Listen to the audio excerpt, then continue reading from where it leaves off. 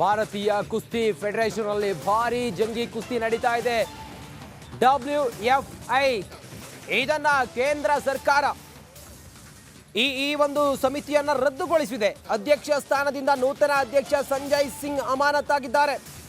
ಅಮಾನತುಗೊಳಿಸಿ ಕ್ರೀಡಾ ಸಚಿವ ಅನುರಾಗ್ ಠಾಕೂರ್ ಅವರು ಆದೇಶವನ್ನು ಹೊರಡಿಸಿದ್ದಾರೆ. ಆಯ್ಕೆ ಅವಸರದ ಆಯ್ಕೆ ಅಂತ ಹೇಳಿ ಕೇಂದ್ರ ಸರ್ಕಾರ ಹೇಳಿದೆ. ಹಿಂದಿನ ಅಧ್ಯಕ್ಷ ಬ್ರಿಜ್ ಭೂಷಣ್ ಆಪ್ತನ ಆಯ್ಕೆಗೆ ಅಸಮಾಧಾನ ವ್ಯಕ್ತವಾಗಿತ್ತು. ಕಾನೂನು ಸಮರದ ಸುಳಿವನ್ನ ಈಗ ಸಂಜಯ್ ಸಿಂಗ್, ನೂತನವಾಗಿ ಎಲೆಕ್ಟ್ ಆಗಿರುವಂತ ಸಂಜಯ್ ಸಿಂಗ್ ಅವರು ಕಾನೂನು ಸಮರದ ಸುಳಿವನ್ನು ಕೂಡ ನೀಡಿದ್ದಾರೆ. ಇದು ಭಾರತೀಯ ಕುಸ್ತಿ ಫೆಡರೇಷನ್ ಅಲ್ಲಿ ಭಾರಿ ಜಂಗಿ ಕುಸ್ತಿ ನಡೀತಾ ಇರೋದು. ಈ ಹಿಂದೆ ಇದ್ದಂಥ ಅಧ್ಯಕ್ಷ ಬ್ರಿಜ್ ಭೂಷಣ್ ಅವರು ಮಹಿಳಾ ಕ್ರೀಡಾಪಟು ಜೊತೆಯಲ್ಲಿ ಅವರು ಲೈಂಗಿಕ ಕಿರುಕುಳವನ್ನು ಕೊಟ್ಟಿದ್ರು ಅಂತೇಳಿ ಹೋರಾಟವನ್ನು ಮಾಡಿದಂತಹ ಕ್ರೀಡಾಪಟುಗಳು ಅವರ ಮನೆಯವರಾಗಿರಲಿ, ಅವರ ಆಪ್ತರಾಗಿರಲಿ, ಯಾರೂ ಕೂಡ ಈ ಚುನಾವಣೆಯಲ್ಲಿ ನಿಲ್ಲಬಾರ್ದು, ಈ ಫೆಡರೇಷನ್ಗೆ ನಡೆಯುವಂಥ ಚುನಾವಣೆಗೆ ನಿಲ್ಲಬಾರ್ದು ಅನ್ನೋದನ್ನು ಪಟ್ಟು ಹಿಡಿದಿದ್ರು.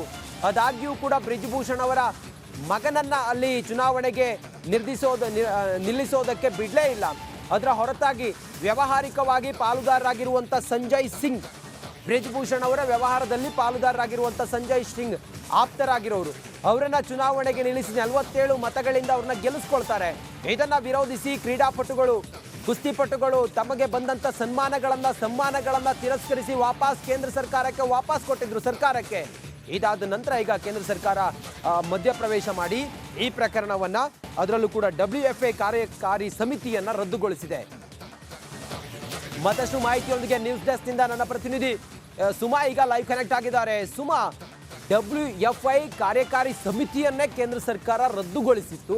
ಅದಾದ ನಂತರ ಈಗ ಕಾನೂನು ಹೋರಾಟದ ಸುಳಿವನ್ನು ಕೂಡ ಸಂಜಯ್ ಸಿಂಗ್ ಕೊಟ್ಟಿದ್ದಾರೆ, ನೂತನವಾಗಿ ಆಯ್ಕೆಯಾಗಿರುವಂಥ ಅಧ್ಯಕ್ಷರು. ಸದ್ಯ ಈ ಹೊತ್ತಿಗೆ ಏನು ಮಾಹಿತಿ ಇದೆ ಸುಮಾ? ರಂಜಿತ್, ಸದ್ಯ ಭಾರತೀಯ ಕುಸ್ತಿ ಫೆಡರೇಷನ್ ನಲ್ಲಿ ಒಂದು ದೊಡ್ಡ ಹೈ ಡ್ರಾಮಾನೇ ನಡೀತಾ ಇದೆ ಅಂತ ಹೇಳ್ಬೋದು. ಮೊನ್ನೆ ತಾನೇ ಭಾರತೀಯ ಕುಸ್ತಿ ಫೆಡರೇಷನ್ಗೆ ಎಲೆಕ್ಷನ್ ನಡೆದಿತ್ತು. ಸಂಜಯ್ ಸಿಂಗ್ ಅವರು ಅಧ್ಯಕ್ಷರಾಗಿ ಆಯ್ಕೆ ಆಗಿದ್ರು. ಈಗ ಈ ಹೊಸ ಕಾರ್ಯಕಾರಿಣಿ ಸಮಿತಿ ಏನಿದೆಲ್ಲ ಅದನ್ನ ರದ್ದು ಮಾಡಿದೆ ಭಾರತೀಯ ಕ್ರೀಡಾ ಸಚಿವಾಲಯ ಅನ್ನೋ ಅಪ್ಡೇಟ್ ಲಭ್ಯ ಆಗ್ತಾ ಇದೆ. ಏನು ಸಂಜಯ್ ಸಿಂಗ್ ಅಧ್ಯಕ್ಷರಾಗಿ ಆಯ್ಕೆ ಆಗಿದ್ರಲ್ಲ, ಆಗ ಅದಾದ ತಕ್ಷಣ ಸಾಕ್ಷಿ ಮಲಿಕ್ ಅವರು, ರಿಯೋ ಒಲಿಂಪಿಕ್ಸ್ನಲ್ಲಿ ಪದಕ ಗೆದ್ದಂತಹ ಸಾಕ್ಷಿ ಮಲಿಕ್ ಅವರು ನಾನು ಕುಸ್ತಿಗೆ ನಿವೃತ್ತಿ ಹೇಳ್ತೀನಿ ಅನ್ನೋ ನಿರ್ಧಾರವನ್ನ ಹೊರಹಾಕಿದ್ರು. ಅದಾದ ತಕ್ಷಣ ಬಜರಂಗ್ ಪೂನಿಯಾ ಕೂಡ ತಮಗೆ ನೀಡಿದಂತಹ ಪದ್ಮಶ್ರೀ ಪ್ರಶಸ್ತಿಯನ್ನ ವಾಪಸ್ ಕೊಡೋದಾಗಿ ಹೇಳಿದ್ರು. ಅದಾದ ಬೆನ್ನಲ್ಲೇ ವೀರೇಂದರ್ ಸಿಂಗ್ ಕೂಡ ತಮಗೆ ನೀಡಿದಂತಹ ಪದ್ಮಶ್ರೀ ಪ್ರಶಸ್ತಿಯನ್ನ ವಾಪಸ್ ಕೊಡೋದಾಗಿ ಹೇಳಿದ್ರು.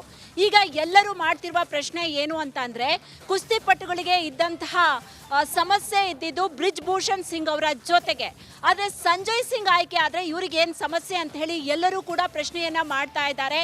ಇದಕ್ಕೆ ಕಾರಣ ಏನು ಅಂತ ಅಂದ್ರೆ, ಈಗ ಆಯ್ಕೆ ಆಗಿದಾರಲ್ಲ ಸಂಜಯ್ ಸಿಂಗ್ ಅವರು ಬ್ರಿಜ್ ಭೂಷಣ್ ಸಿಂಗ್ ಅವರ ಆಪ್ತ, ಜೊತೆಗೆ ಅವರ ಬಿಸ್ನೆಸ್ ಪಾರ್ಟ್ನರ್ ಅಂತ ಕೂಡ ಹೇಳಲಾಗ್ತಾ ಇದೆ. ಹೀಗಾಗಿ ದಿಗ್ಗಜ ಕುಸ್ತಿಪಟುಗಳು ಏನಿದಾರಲ್ಲ ಈ ಆಯ್ಕೆಯನ್ನ ವಿರೋಧಿಸ್ತಾ ಇದ್ದಾರೆ. ಒಂದು ವೇಳೆ ಸಂಜಯ್ ಸಿಂಗ್ ಅವರೇ ಅಧ್ಯಕ್ಷರಾಗಿ ಮುಂದುವರೆದ್ರೆ ಇಲ್ಲಿ ಮತ್ತೆ ಬ್ರಿಜ್ ಭೂಷಣ್ ಅವರ ಆಳ್ವಿಕೆ ಸ್ಟಾರ್ಟ್ ಆಗುತ್ತೆ ಅನ್ನೋದು ಆರೋಪ, ಕುಸ್ತಿಪಟುಗಳು ಮಾಡ್ತಾ ಇರುವಂತಹ ಆರೋಪ. ಈ ಹಿಂದೆ ಕೂಡ ಬ್ರಿಜ್ ಭೂಷಣ್ ಸಿಂಗ್ ಮೇಲೆ ಲೈಂಗಿಕ ಆರೋಪವನ್ನ ಮಹಿಳಾ ಕುಸ್ತಿಪಟುಗಳು ಮಾಡಿದ್ರು. ದೆಹಲಿಯಲ್ಲಿ 40 ದಿನಕ್ಕೂ ಹೆಚ್ಚು ಕಾಲ ಪ್ರತಿಭಟನೆಯನ್ನ ನಡೆಸಿದ್ರು. ರೋಡ್ನಲ್ಲೇ ಅವರು ಕೂಡ ಮಲಗಿದ್ರು. ತಮಗೆ ಸಿಕ್ಕಂತಹ ಮೆಡಲ್ಗಳನ್ನ ನದಿಗೆ ಎಸೆಯುವುದಾಗಿ ಕೂಡ ಹೇಳಿದ್ರು. ಆದರೂ ಕೂಡ ಈಗ ಜಯ ಸಿಕ್ಕಿರೋದು ಬ್ರಿಜ್ ಭೂಷಣ್ ಸಿಂಗ್ಗೆ ಅಂತ ಹೇಳಿ ಕುಸ್ತಿಪಟುಗಳು ಇದನ್ನ ಖಂಡಿಸ್ತಾ ಇದ್ದಾರೆ, ವಿರೋಧವನ್ನ ವ್ಯಕ್ತಪಡಿಸ್ತಾ ಇದ್ದಾರೆ. ಹೀಗಾಗಿ ಈಗ ಕ್ರೀಡಾ ಸಚಿವಾಲಯ ಮಧ್ಯಪ್ರವೇಶವನ್ನ ಮಾಡಿ ಅಮಾನತನ್ನ ಮಾಡಿದೆ, ಕುಸ್ತಿ ಕಾರ್ಯಕಾರಿಣಿ ಸಮಿತಿಯನ್ನ ಅಮಾನತು ಮಾಡಿದೆ, ಜೊತೆಗೆ ಸಂಜಯ್ ಸಿಂಗ್ ಅವರನ್ನ ಕೂಡ ಅಮಾನತು ಮಾಡಿದೆ. ಜೊತೆಗೆ ಈಗ ಸಂಜಯ್ ಸಿಂಗ್ ಅವರು ಕಾನೂನು ಹೋರಾಟ